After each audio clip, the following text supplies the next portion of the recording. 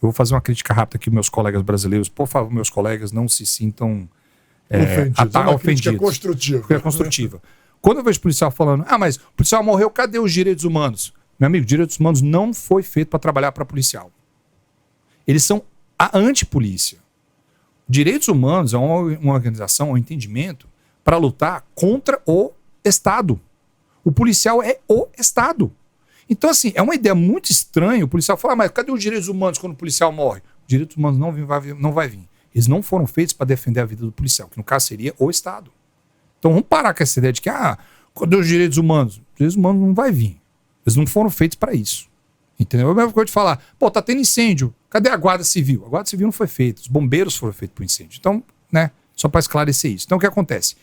Como há uma inserção muito grande da questão dos direitos humanos nessa questão do Estado impor certas condições ditatoriais para manter o cara preso lá sem acusação formal, sem direito a uma defesa, sem direito a fiança e tudo mais. Então, assim, eles inseriram assim, não, então tá, se é para determinar isso, então adiciona o tratamento que o Estado teve na hora da prisão. Aí, tipo, virou esse monstro. Agora, se você vê, assim, a origem que deu a audiência de custódia, a implementação, a linguagem bruta, nua do tratado não tem nada a ver com o tratamento que o cara teve. Você só vê de o cara ter direito a aparecer na frente do juiz, ter fiança, todos os direitos, né, que o cara tem direito dentro do sistema judiciário. Esse tratamento da polícia foi inserido assim, através do ativismo. Entendeu? E aí virou esse negócio que virou aí. Agora, deixa eu te falar. Sobre esse ponto que você falou, que os direitos humanos não foram feitos pelos policiais. Eu também fui... Eu fui um... Oi? Para os policiais. Não foi feito para os policiais. Eu fui alguém que durante algum tempo falava, meu irmão, quando morre um policial, cadê os direitos humanos? Com o tempo eu parei, fui percebendo e parei de repetir isso. Mas o policial representa o Estado. Mas, por exemplo, a família do policial, que às vezes fica desamparada quando o chefe da família vai embora, ela também não é assistida pelos direitos humanos. Não foi feito para a família do policial? Eu acho que não. Porque assim, o Estado, né, no caso, o policial, no caso, ele representa o Estado. A família, geralmente, né, não é só aqui no Brasil, não, acho que nos Estados Unidos também, talvez no Brasil também seja feito, é um estrago colateral, entendeu? Então, assim, por exemplo, para nós termos assistência lá, a gente teve que criar uma organização só para dar assistência para as esposas ou esposos de policiais tombados e os filhos. Tem uma ONG nacional que lida só com isso. Lida com trauma, lida com o pós-incidente. Cara, morre, digamos, um policial, digamos, a mulher dele está em casa e tudo mais, vem o pessoal dessa ONG para poder cozinhar, para poder lavar a roupa da mulher, para poder, sabe, dar dar aquele apoio inicial. E outra, não é só aquele apoio um mês depois que acontece, é um apoio que vai até os filhos crescerem. É uma rede de apoio.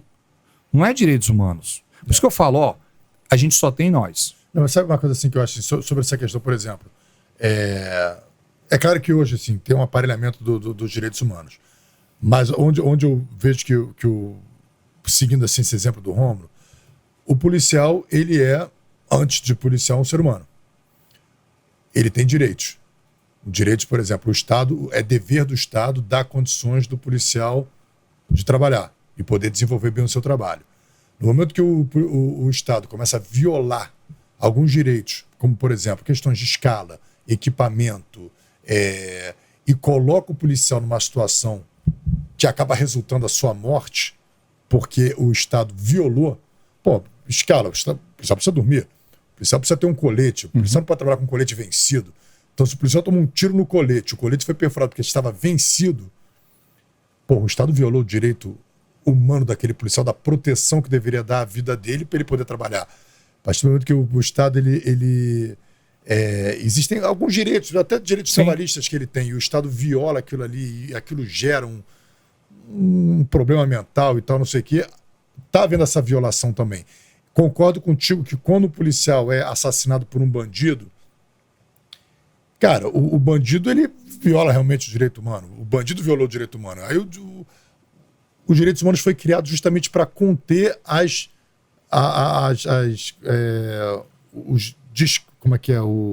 violações do Estado. Sim. Se o policial é um ser do Estado e violou em nome do Estado, o direito humano vai contra ele, com certeza.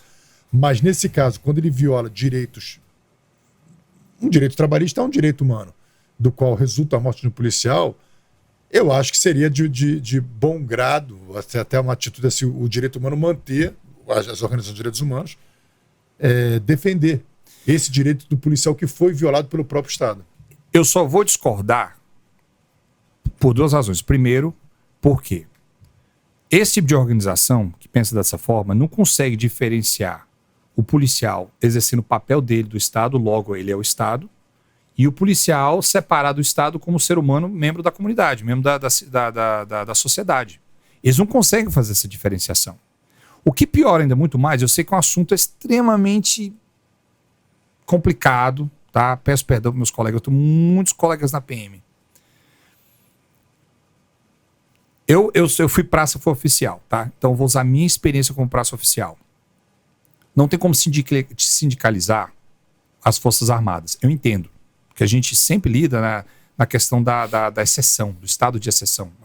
A gente lida na realidade da exceção às Forças Armadas. Mas já no âmbito da polícia, eu não vejo vantajoso não ter uma representatividade a nível sindical para a polícia, seja ela tanto civil, quanto militar, quanto PRF, quanto PF. Porque é trabalho do sindicato fazer o trabalho que deveria ser feito dos direitos humanos, só que os direitos humanos não conseguem ver essa diferença. Não. Entendeu? Eles são muito obtusos nesse sentido. Sim, sem dúvida. Porque só consegue ver policial, Estado, um só, que se lasquem. Ele só vem dessa forma. Sim.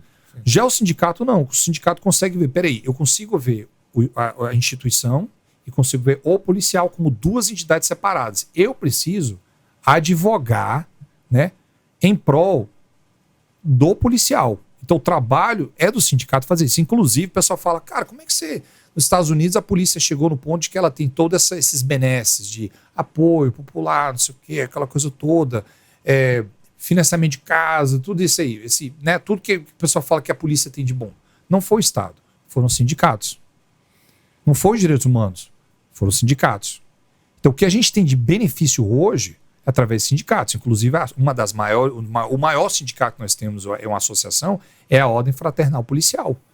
Ela lida lá em Washington. Mas ele é um sindicato, ou é como se fosse um sindicato? É como se fosse um sindicato, uma associação que aglomera todos os sindicatos por baixo dela. Então ela representa sindicatos a nível nacional. Então todos os sindicatos trabalham embaixo dela. E ela representa os interesses dos policiais. Porque se ela não representar, quem que vai representar? O Estado não vai fazer por livre espontânea vontade. Ele nunca faz. Direitos humanos, não vê o policial, a separação entre policial e Estado, vê como um só. A gente reclama porque a gente acredita que deveria haver. E outra. Aqui é o ponto que eu faço com a PM. Eu já levantei essa discussão filosófica com meus colegas que são oficiais, né? Eu falei, então tá, você quer que os direitos humanos ou todo esse trabalho seja feito porque o cara é membro da sociedade. Só que um policial militar, ou um militar em geral, ele é membro da sociedade? Primeiro, ele responde pelo Código Penal Civil? Sim. Não, ele tem um código, ele é sujeito a um código militar. Não, aqui no Rio de Janeiro ele é sujeito ao Código Penal. Os dois. Não vai ter um inquérito militar? Sim, vai. O militar, sim. Então, ele está sujeito a uma série de regras em adição ao que um cidadão normal na rua não teria. Então já começa aí. Ele responde num processo que as outras pessoas não têm.